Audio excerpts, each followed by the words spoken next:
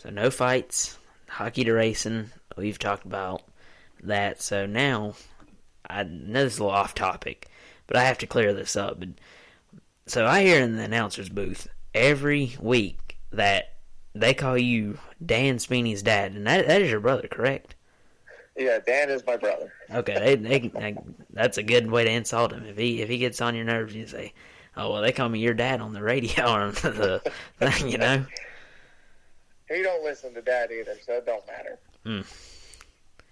Yeah, I was wondering. My dad and me are both named Mike, so technically, Mike Speeney is Dan's dad. It's just not me. Yeah, I was getting ready to say I know Mike and Dan are both brothers. I didn't know there was another dad named Mike.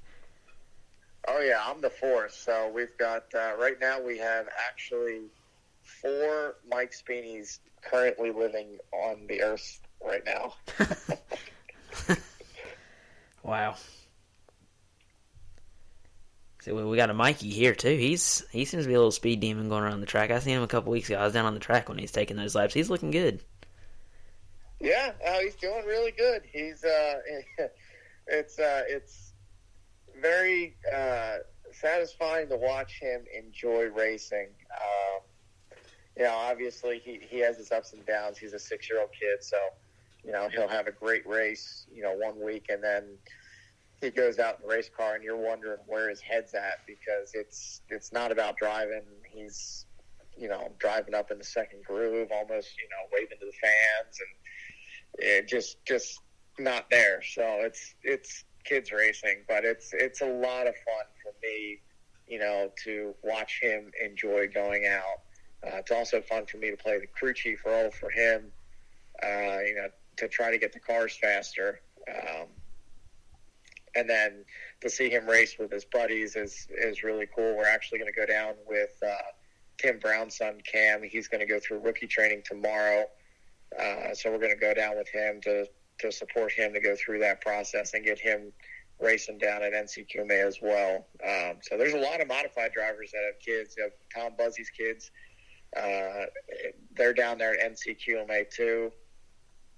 So there's a lot of local mod drivers that are, the kids are growing up that we're all starting to run together down there. Yeah, that's good for the sport, though. I like to see that young ones are coming up wanting to be racers as well. Yeah, no, it's a lot of fun, and for me, I do a lot of testing with Tom Buzzy and his son Ben.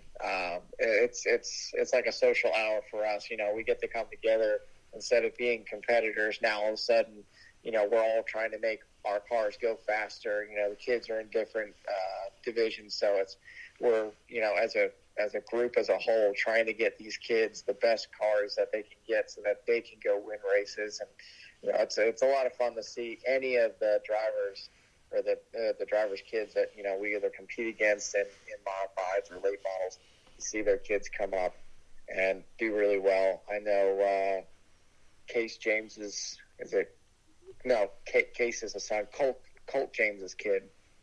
Colt was a super late model driver, and his son's coming up. He's a very talented driver that has gotten some attention from, I think, the NASCAR regional for on one of their social media posts lately. He's doing really well. So it's really neat to see these kids up and coming, and from their dads being in the sport, they're coming up through. So you can start to see that that next generation, whether they go on to be in the Cup Series or just be at the local racetrack. You can say it's just neat to see them and see how they develop. Oh yeah, and with it being exciting, I know when a kid gets in something fast, it can get a little worrisome sometimes. Do you ever worry whenever he takes a little lap around the track or two? At Bowman, I was a little worried because I didn't know how the car was going to react. I didn't know if I had big enough springs in the right side or not because I didn't really do anything to the car from his quarter midget track to going to Bowman.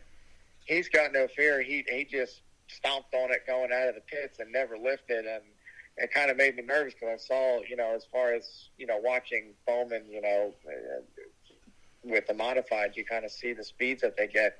He was getting good corner speed, And that was, going down the straightaway was fine. He was only going about 40 miles an hour down the straightaway, but he was keeping that 40 mile an hour through the corners.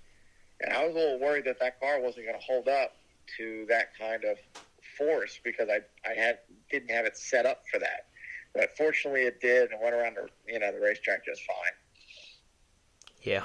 At least he didn't wreck. Those walls are ruthless, I tell you. They are, like, just feeling them, like, during pre-race or, like, after the race. It's like, you just wonder how it doesn't hurt when you run up against that wall. Funny enough, I wish they were concrete because at least the car would kind of pancake rather than get ripped apart. Those guardrails just grab the car and just pull. It's like they just pull pieces off the cars. If you hit concrete, at least it kind of pancakes everything a little bit, and it's not as bad. Yeah. What I'm hearing, I think they're going to add safer barriers because apparently NASCAR is coming for the Busch Clash, so I don't know if that'll make a difference or not. It may. Oh, it'll make 100% difference. We'll be able to bounce off those safer barriers. Right now, you can't bounce off any of the guardrails. Like, if you get into the guardrail and straightaway, it's grabbing you and turning the car rather than a safer barrier or concrete. If you bounce off that, you'll be able to bounce off it and come back onto the racetrack. It's not going to grab you and turn you like the guardrails do. So, in that respect, you'll be able to see people bounce off the walls going down the straightaways and come back onto the track without having any major damage. The only thing I'm concerned about is them making turn 4 that cutout for the stands. I really hope they do something with that and not just kind of wrap around the stands. They're going to have to do something because if they take away any more space out of 4, we're really going to have a problem running side by side out there. Oh yeah, y'all get about a couple inches away from that wall right there. I mean, I've seen hits right there, and they're violent. Yeah, that cutout really makes, like, turn 2, if you're on the outside going through 1 and 2, you can hammer it pretty good. But 3 and 4, you have to be conscious of where you're at on exit because of that cutout. You can't wander too far out because that cutout does come up quick. And if you let off the gas and you're on the outside, you're dropping 2-3 spots if there's a train. But if you're too wide and you don't lift, your car's getting destroyed. Oh yeah. All right, that's something I want to talk about a little bit. Now, I have this little segment called Off the Wall, which pretty much has something to do with what we just said. Actually, it doesn't really have much to do with racing, maybe a piece or two. Since you are a modified driver and those things go super fast, did that change how you drive on the main roads in a regular car? It does in the respect of I understand how fast things happen and how long it takes vehicles to slow down, especially on the road. So actually, I'm more cautious on the road for that reason. Where I know I drove a 1500 Chevy.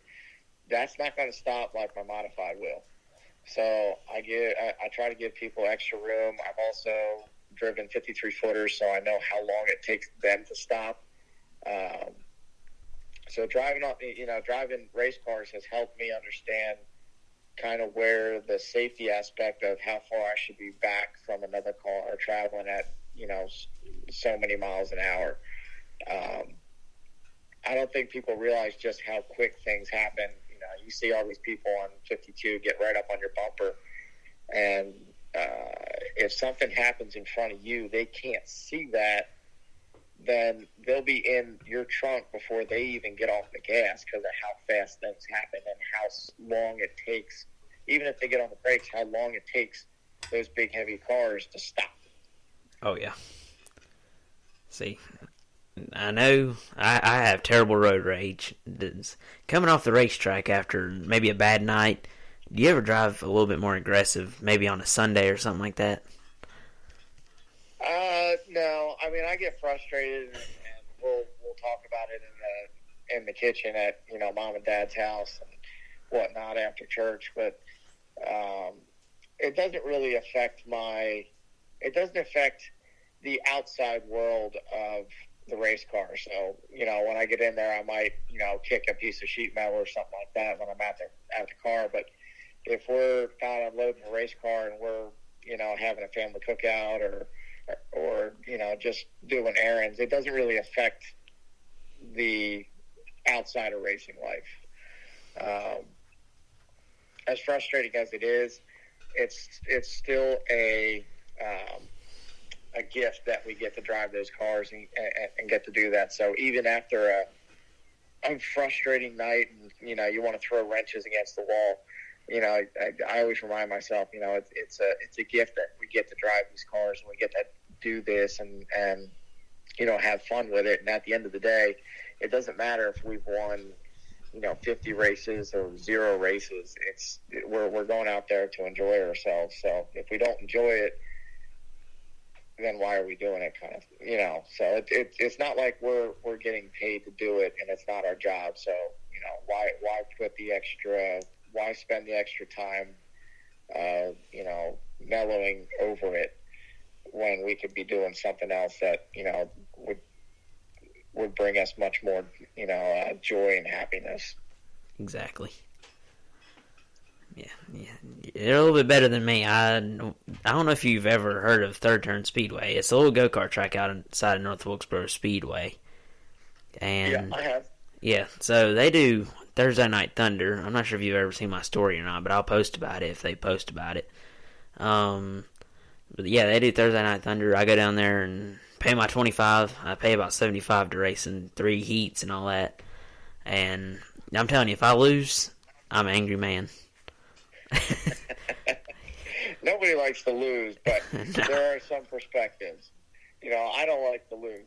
I was livid after it was the Shooting Targets 100, so it was our race, and I was livid. I don't know who it was, but somebody bounced off me and knocked my toe out, and we basically I think we got up to 6, and then started to go backwards because the car got all knocked out of whack, and I was livid. Like, I came over the radio and said, "This is embarrassing. I can't believe that this, that." I forget who it was, can't drive, blah, blah, blah. But then, 20 minutes later, it's, we're loading the car up and, thankful that, I'm able to drive a race car and enjoy, what I love to do. So don't get me wrong. I don't like to lose and I don't like to be slow, but there are some, perspective points. Yeah, it happens. Can't win them all. That's just what I need to start telling myself. Cause I get mad whenever I lose. I mean, I've won one of the main races, and you get like a banner or whatever. So it's in the living room. I ain't got a place in my room to hang out. I've got too much stuff in here. It'll eventually go up though. I've always wanted to get into, like, go-karts. Actually, I was just talking to Austin Taylor about we have a skid steer at the shop now that we can, move some dirt around, and we were talking about making a dirt go-kart track out there for all of us to go race.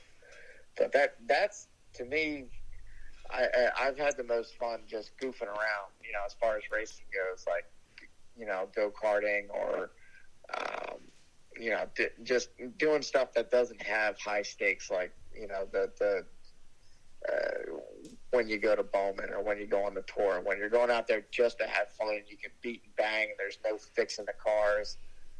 I've actually had the most fun doing that, honestly. I mean, driving the modified's great. Oh, but yeah. driving with your buddies is a whole nother level. Oh, it is. Especially when you can get that anger out of you. Just take them out and have no consequences behind it. Unless they want to fight afterwards, which you said you're not a fighting man, so I don't know. You're just going to have to find out what happens after that.